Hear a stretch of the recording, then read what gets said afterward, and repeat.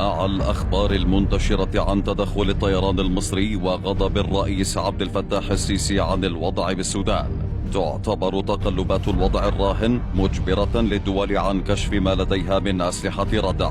فالأحداث بالسودان تنذر عن خطر كبير على الحدود المصرية، وما خطر سد النهضة ببعيد، حيث يعتبر الجيش المصري أقوى جيوش المنطقة، بل ويتربع على عرش أقوى جيوش إفريقيا. يمتلك الكثير من الأسلحة الخطيرة والفتاكة، ما يجعله حصنا منيعا ومعيار الثقل في القارة السمراء. بعد أن تبوأ المرتبة 14 عالميا، بدأت الكثير من الدول تبحث عن أخطر الأسلحة المصرية، وآخر تلك الأسلحة لديه القدرة على محو مدن بأكملها.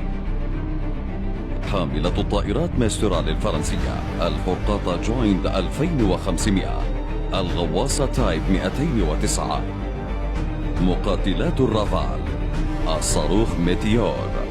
صاروخ ميتيور النيزك، وهو أول صاروخ جو في العالم يتميز بمحرك نفاث، ويستخدم ميتيور معززة صاروخية تعمل بالوقود الصلب العادي لمنحه السرعة اللازمة للانطلاق، ويعمل خارج مدى الرؤية البصرية BVRAAM ذو توجيه نشط بالرادار من تطوير شركة MBDA. يوفر الصاروخ القدرة على إصابة والتعامل مع أهداف بعيدة المدى مجهزة بمضادات إلكترونية ECM على بعد يزيد عن 100 كيلومتر.